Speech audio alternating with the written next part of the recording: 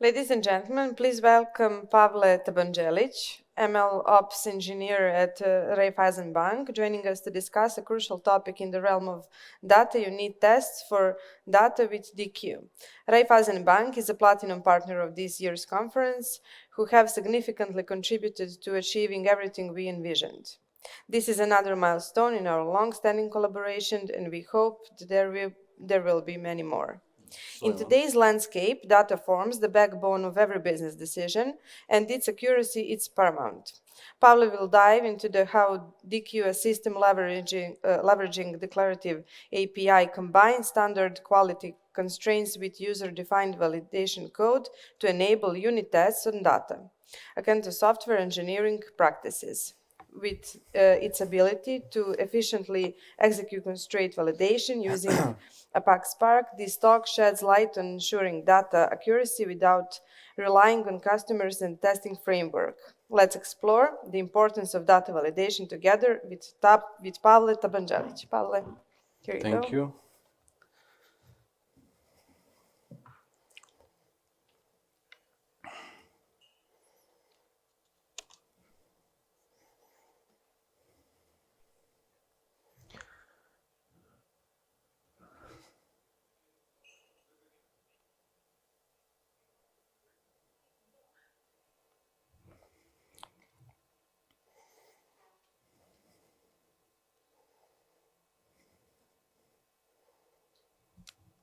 Okay, so hello everybody, and thanks for coming and listening to me and choosing this topic.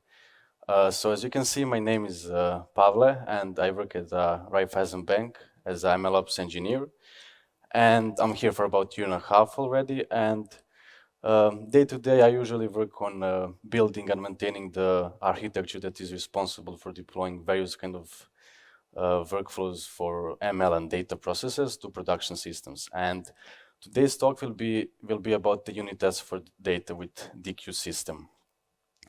Now, before we start, let's see how we're going to split the presentation. So first, I will try to briefly motivate you why should we care about data quality.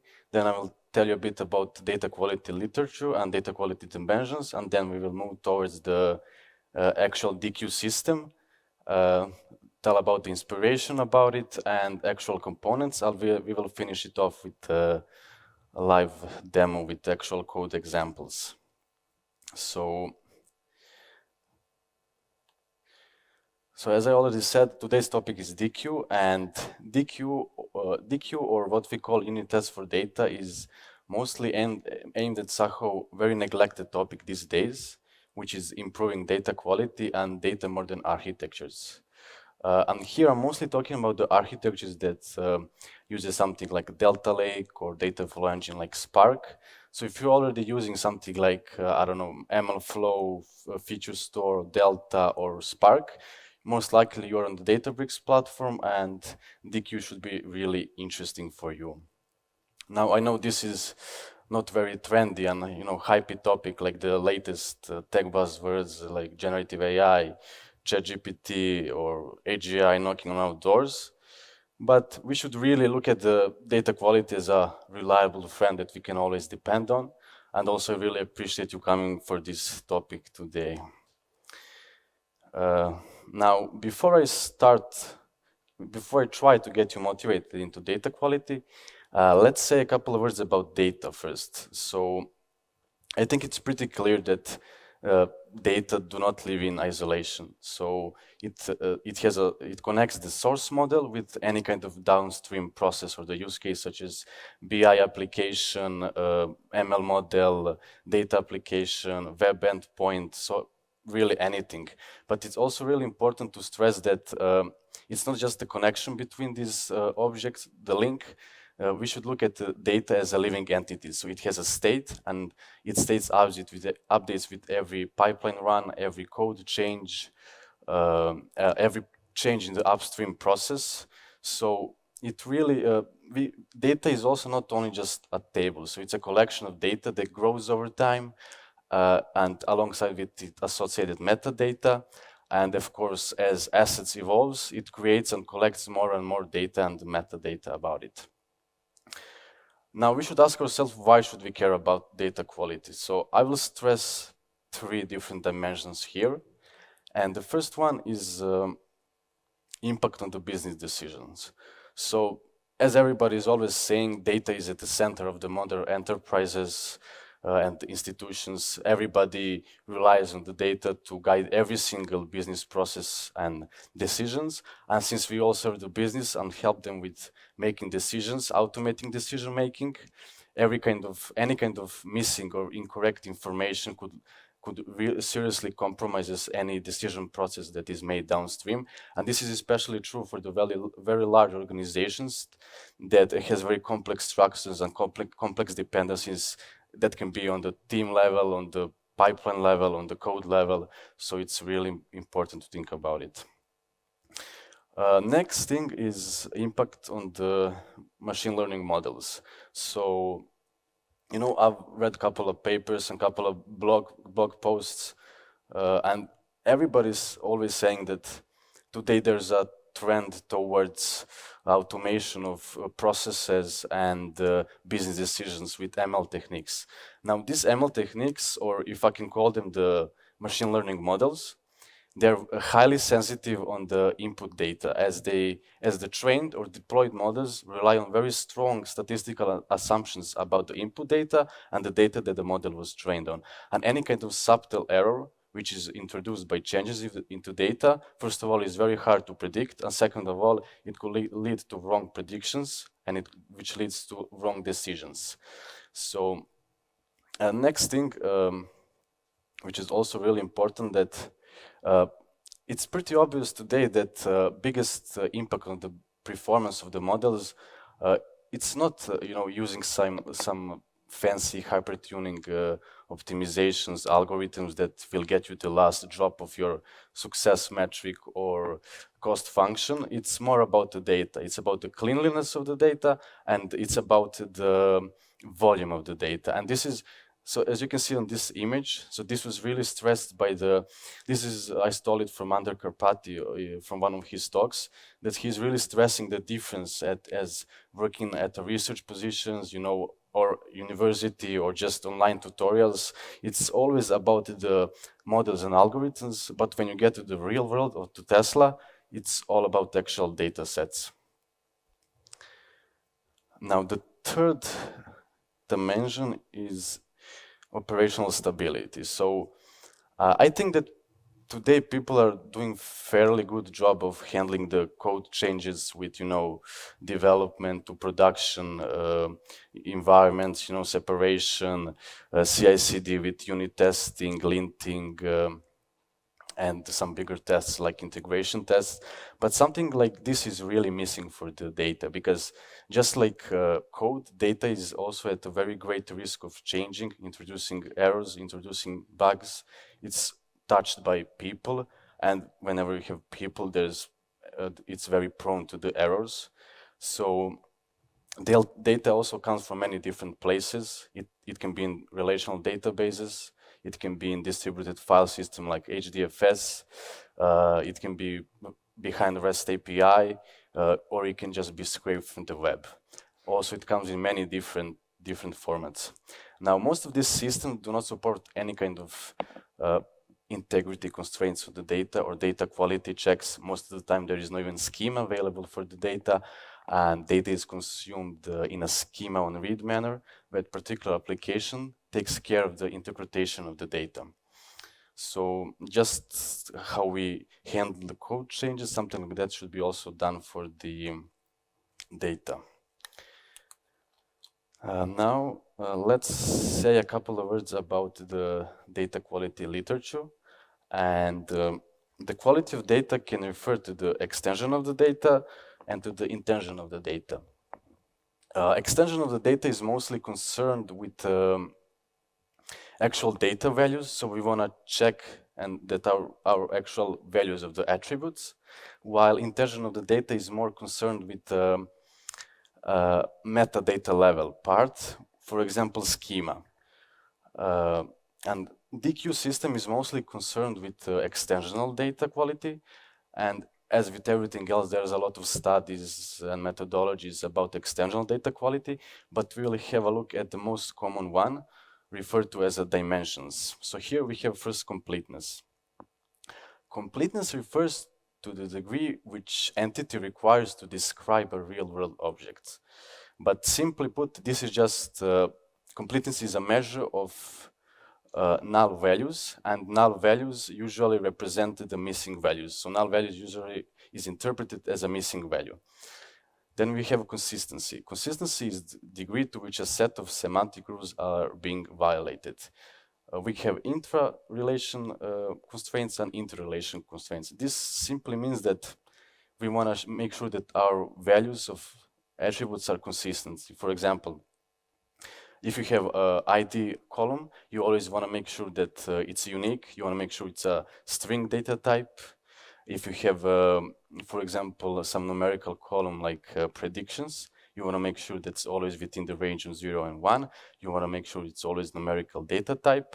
Or if you have some categorical column like t-shirt size, you always want to make sure that it's one of the S, M, or L.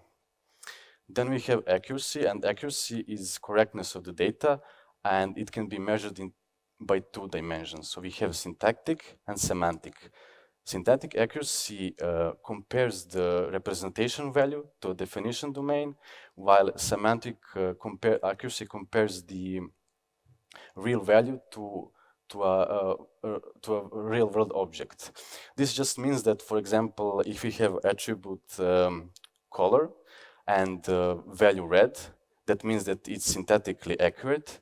But if the correct value is black, that means it's semantically inaccurate. And for example, if we have a value S as a size for attribute column, that would be both semantically and syntactically inaccurate.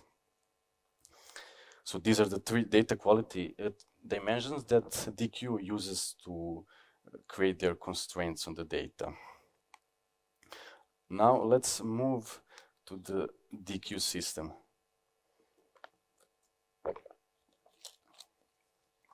So inspiration for a Deequ system come from the software engineering, because in software engineering, there are a lot of techniques that people have integrated into production deployments like unit tests, integration tests, continuous deployment. And with something like this, we have a very strong machinery to make sure that we don't push broken software to production system. And in most cases, something like this is really missing for when we want to push our data to production systems. So with Deequ, first of all, we assume that we work on structured data. So it can be a table from database, it can be a CSV file, it can be a flattened JSON file, basically anything that you can put into the Spark data frame. Then the general idea behind the Deequ system is that is to enable the users to write unit tests for their datasets in a declarative manner. And it just means that you want to think about, you want to write about how you want your data to look like, instead of worrying how to implement it. These unit tests are usually, Deequ is written in Scala. It has Python API with PyDeequ libraries, so most of the time you just write a small anonymous function to validate your metrics. Now, unit test consists of the constraints on data, on the statistics of the data, and of user-defined validation code, which I just mentioned are just small anonymous function that you already are using for your unit tests for code. Then the idea behind Deequ is only to focus on detection of the problem, and we don't care about actually fixing the problem, because detection of the data quality issue is already a very hard problem. And the idea is that these data pipelines can quarantine the data as soon as the problem is found. We sometimes call it a blast radius of data error is reduced, because we want to prevent other systems, which can be like literally next task of a pipeline, to consume this data. Then let's take a look at the how one of these tests could look like. So as I said, it's written in Scala on top of Apache Spark, but here I'm using Python API, which is, I guess, more familiar to everybody. Its library is called PyDeequ. So as you can see here, first of all, we have a very basic, classical data integrity checks, like we check that ID column is complete, which means doesn't contain null values. We check that certain columns are certain data types. We check that category column, like priority, is always low or high.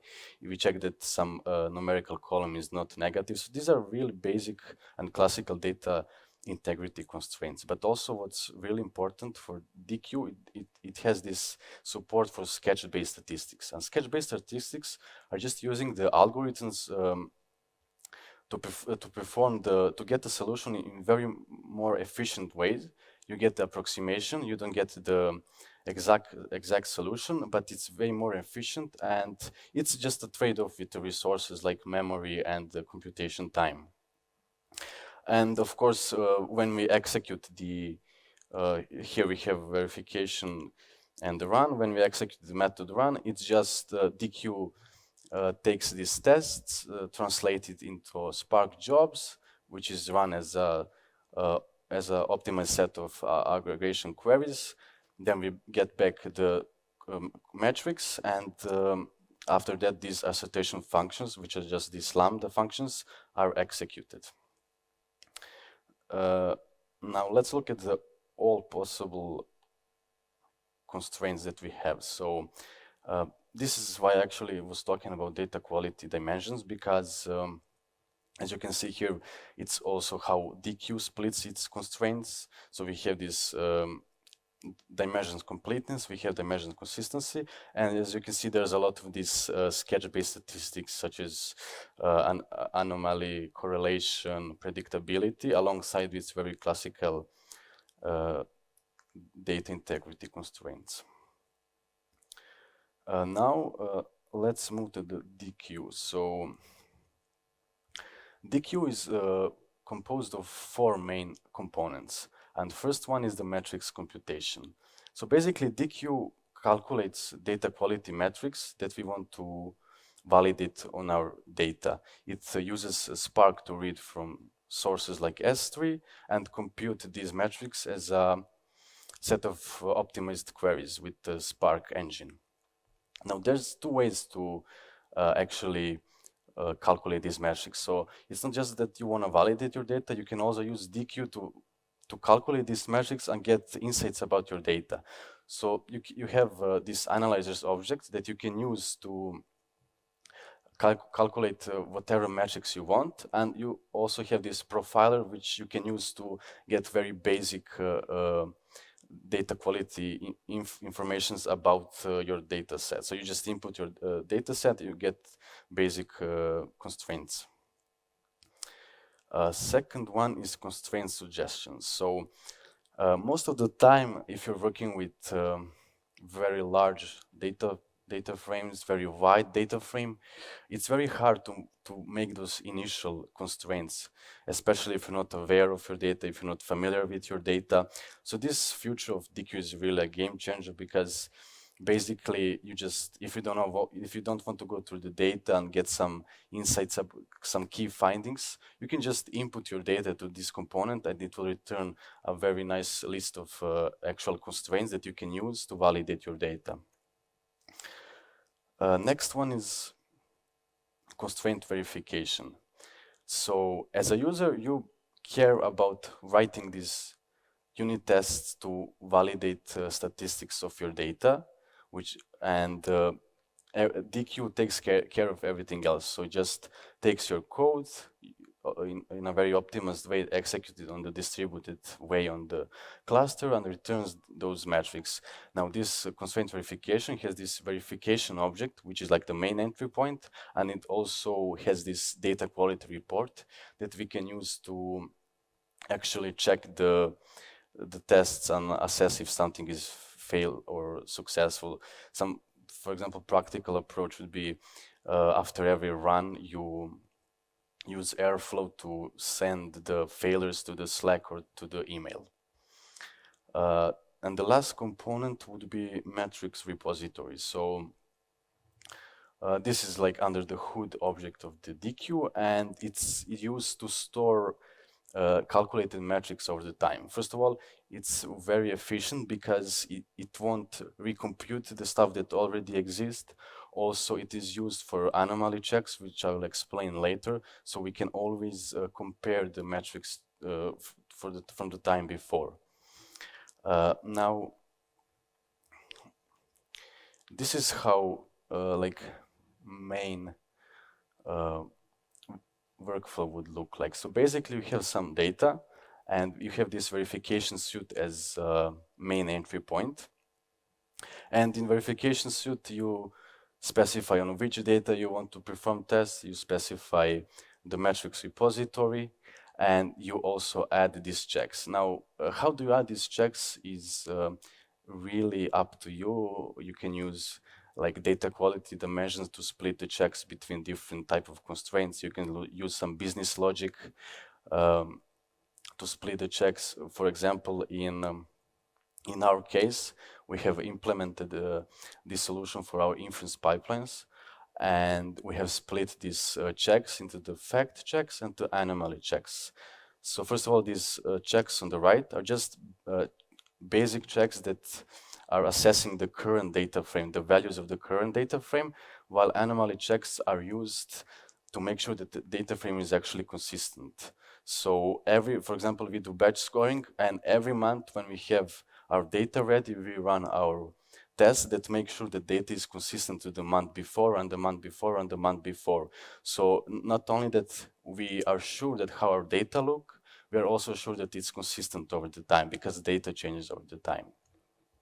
And of course, when you run this method, it just translates to Spark jobs, then you get your metrics, and it just assert our Lambda functions to get the actual data quality report, and actual metrics are stored into the metrics repository. So now I will go over a quick demo to show you everything through the code. So let me just clear the state and outputs. Do I maybe need to zoom it a bit more? Okay. So first of all, PyDeequ does not come with the Databricks runtime version, so we have to install it. We also have to specify the Spark version as an environment variable. It's kind of lacking for the official support, because latest Deequ is Spark version 3.0, while I think the latest Spark is actually 3.5. Then let's create a very toy example of data frame, so you can see like how everything changes. And first, we need to create a metric repository where we want to store our results. So here I'm using the Databricks workspace for creating this repository, and basically this repository is just a JSON file under the hood that Deequ is appending the results and the runtimes. So it's basically just this file metrics repository where we specify the Spark session and the repository path. Then also pretty important one is this result key. And this result key is used to differentiate between your runs. So basically, you will see later how this repository looks like, but you can always filter out the repository based on execution time, based on some use case, business logic, so whatever you want to put in these tags. So let's put my name. And let's put data conference. Now we need to create the main entry point for execution of the test, which is verification suite, and specify which data frame we want to use and where to store metrics. So it's very simple. So we specify on which data, which repository, and how do we want to differentiate between results.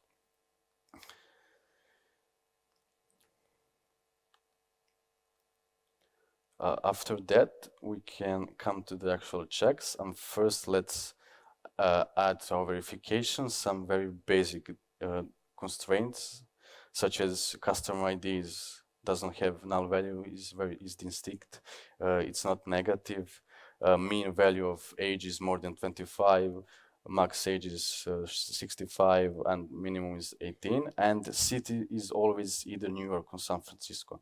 And we just add this check to the verification suite. Let's create some anomaly checks.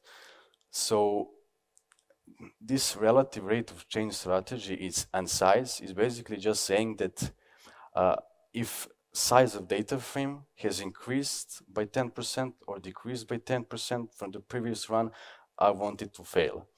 Then it's saying that if a number of distinct values for customer ID has increased by 10% or increased by 10%, I want it to fail. So let's add these anomaly checks as well. And now we can perform our verification. So we translate it to Spark jobs and computes the metrics. And now we have this verification result, which is object that helps us to see the data quality report. So we have these results and we have success metrics. We can put it as a pandas, we can use it as a Spark data frame, whatever you like. So for example, now I will get the actual metrics. So as you can see, most of these data integrity constraints are successful. You can see the name of the constraint, the check status, the warning, the check level, and basically you care about constraint status, which tells you is it successful or is it failed. Now these anomaly constraints are failed because it's gonna say that it needs to be first some data frame which I can compare it to. So now let me also show you you can also look at the actual metrics of these constraints. So you get the entity, which is either column on data set, instance is just on what did you perform the check, name of the analyzer, and the actual values. And we can also load the metric repository and now check so you can see here how we have this dataset date, which is just the Unix base time of execution. And you can see these tags which are added as a column. So this is a really nice feature. So you can always, for example, we have a central repository of our use cases. And based on this, we always filter out with SQL Warehouse from Databricks and just make dashboards based on these filters. Now let's see how can we make it fail. So first, we said that, let me check. So account balance is not negative. So let's make it negative. We said that city is always San Francisco, New York. So let's make it Belgrade. And we said that ID is complete, so let's make it null.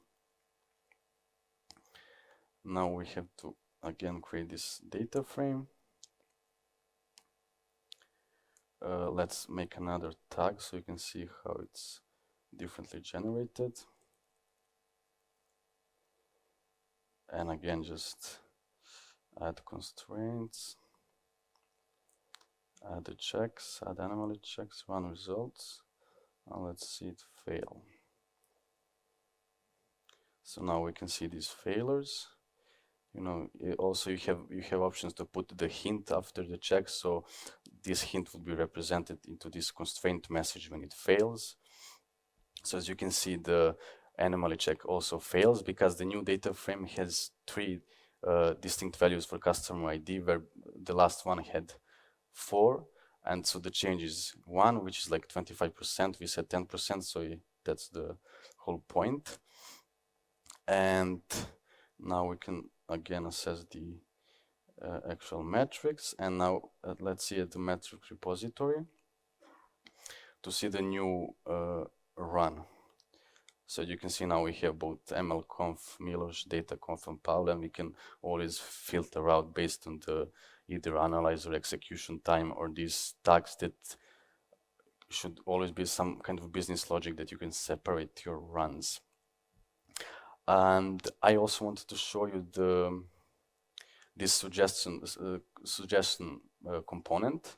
So as you can see, just constraint suggestion runner, and you input you input your data, and it's basically just gives you the JSON file of actual possible constraints that you can use to validate your data.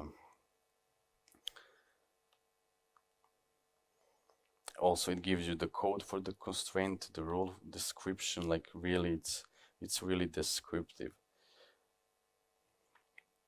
Like I've tried a lot of tools and libraries, and like maybe for two of them, I was like, wow, this is really like a magic. And Deequ is one of them, and the other one is the rough.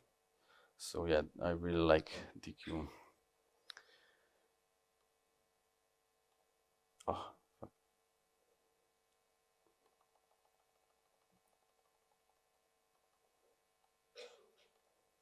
Yeah, thank you. That's it.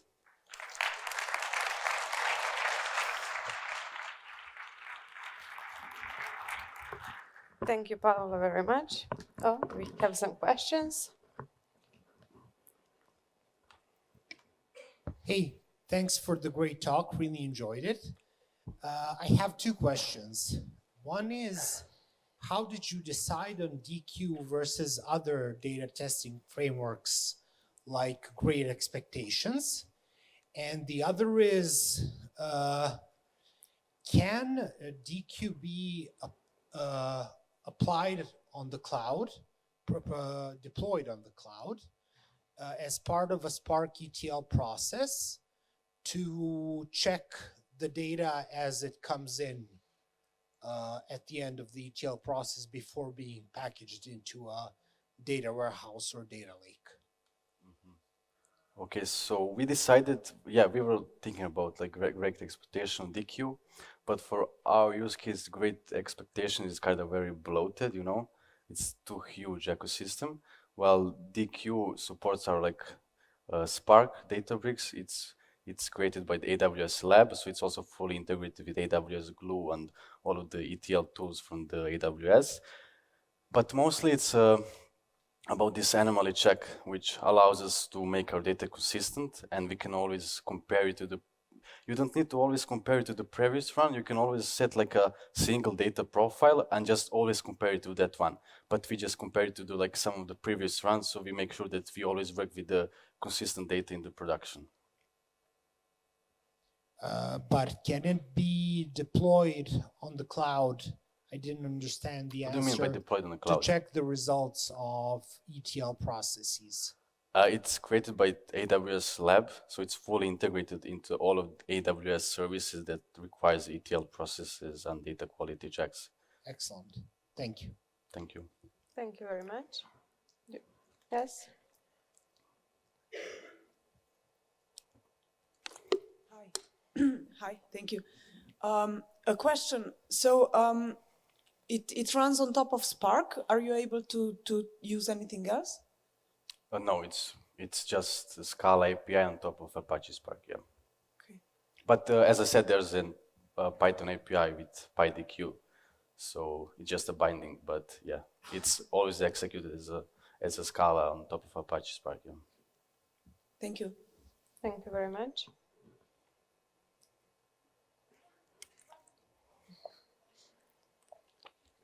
I had another one in mind, but I forgot it in between.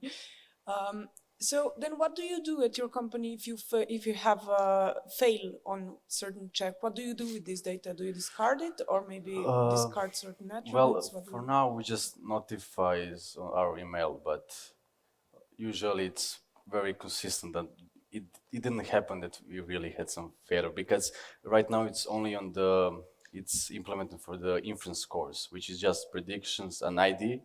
I guess if when we implement it for the training data where there's a lot of business logic, then it would be more like better use case to showcase the failures and everything. But right now it's very good working. Yeah. So do you perform this check before you ingest the data into the warehouse, or is it more application specific? So you do the checks before the data enters the application? we have, in our production, we have like data ingestions, then we have future data products, we calculate the futures, and then that data is stored as a delta lake, and we use it in the inference pipeline, and every inference pipeline consists of the models that takes models in production that generates the predictions, and every so inference consists of like predictions and Deequ scores, and then we do some kind of calibrations on the actual predictions. And if the Deequ checks are not successful, we fail the whole pipeline. So it's for every inference pipeline, there's this Deequ task. I don't know, like if you're using Databricks, it's a workflow of multiple tasks, and one of the tasks is data quality check. Yeah.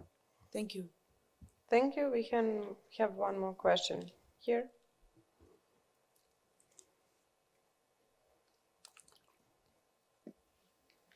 Hello, thank you for the great presentation. I was just wondering about the quarantine that you mentioned for the data that is not. I mean, you do not discard the data. You just notify. You're just notified about the problems in the data. But then you mentioned this quarantine thing. So I'm just interested what is happening with the data that is going into the quarantine. The point of that is that we're not fixing the problem. We're just letting the other task that depends on the predictions do not consume it. So we fail it, and it basically means just that. So we don't take care of fixing it. We're just making sure that if data is wrong, nobody consume it. But this quarantine space is it like I mean dedicated space for the data which failed basically some tests, and it goes into that dedicated, I mean, storage. Is that quarantine more of a physical thing, or like I mean, most of like a idea, or is it like a physical space in which the data goes? So we have inference pipeline, we make predictions, we generate data quality checks on these predictions. All of the checks are stored as a dashboard and as a metrics repository. If if the task failed, we don't send the results to our customers. Okay, okay.